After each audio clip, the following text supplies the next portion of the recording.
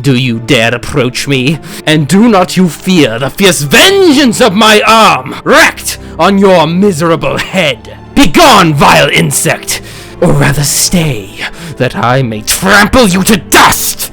And oh, that I could, with the extinction of your miserable existence, restore those victims whom you have so diabolically murdered. I expected this reception. All men hate the wretched. How then must I be hated, who am miserable beyond all living things? Yet you, my creator, detest and spurn me, thy creature, to whom thou art bound by ties only dissolvable by the annihilation of one of us. You propose to kill me. How dare you sport thus with life? Do your duty toward me, and I will do mine toward you and the rest of mankind. If you comply with my conditions, I will leave them and you at peace.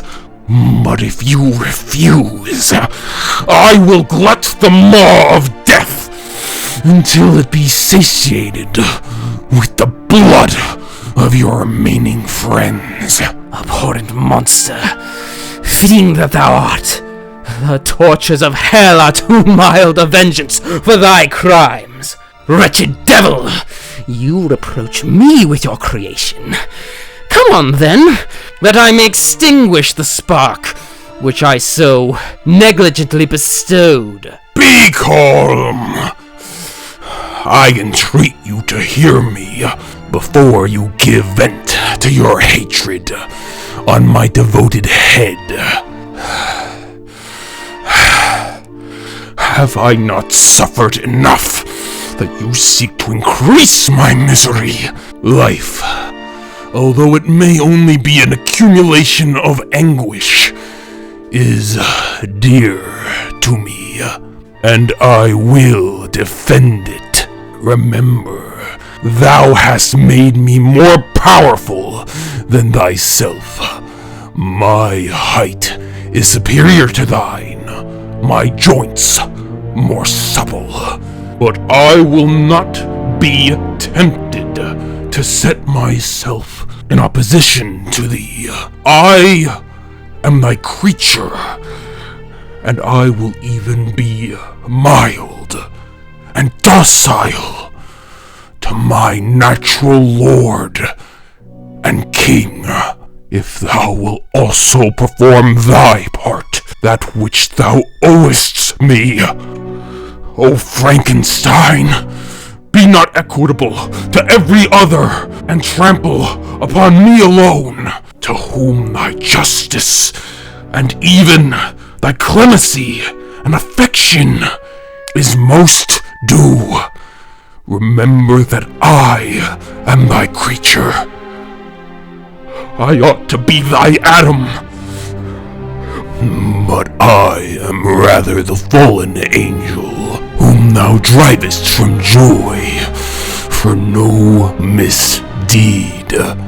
Everywhere I see bliss, from which I alone am excluded. I was benevolent and good. Misery made me a fiend. Make me happy, and I shall once again be virtuous. Begone! I will not hear you. There can be no community between you and me. We are enemies. Begone! Or let us try our strength in a fight, in which one must fall. How can I move thee? Will no entreaties cause thee to turn a favorable eye upon thy creature who implores thy goodness and compassion. Believe me, Frankenstein, I was benevolent. My soul glowed with love and humanity. But I am alone, miserably alone. You, my creator, abhor me. What hope can I gather from your fellow creatures who owe me nothing? They spurn and hate me. The desert mountains and dreary glaciers are my refuge. I have wandered here many days. The caves of ice, which I only do not fear, are a dwelling to me, and the only one which man does not grudge. These bleak skies I hail, for they are kinder to me than your fellow beings. If the multitude of mankind knew of my existence, they would do as you do, and arm themselves for my destruction. Shall I not then hate them who abhor me? I will keep no terms with my enemies.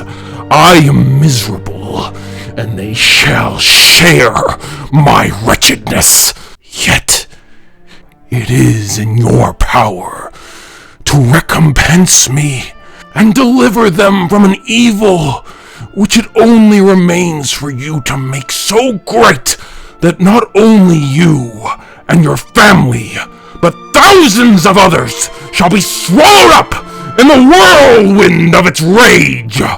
Let your compassion be moved, and do not disdain me. Listen to my tale. When you have heard that, abandon or commiserate as you shall judge that I deserve. But hear me. The guilty are allowed by human laws, bloody as they are, to speak to their own defense before they are condemned. Listen to me, Frankenstein. You accuse me of murder, and yet you would, with a satisfied conscience, destroy your own creature. Oh, praise the eternal justice of man! Yet I ask you not to spare me. Listen to me, and then, if you can, and if you will, destroy the work of your hands. Why do you call to my remembrance circumstances of which I shudder to reflect that I have been the miserable origin and author? Cursed be the day, abhorred devil, in which you first saw light! Cursed be the hands that formed you! You have made me wretched beyond expression. You have left me no power to consider whether I am just to you or not. Begone! Relieve me from the sight of your detested form. Thus I relieve thee, my creator. Thus I take from thee a sight which you abhor.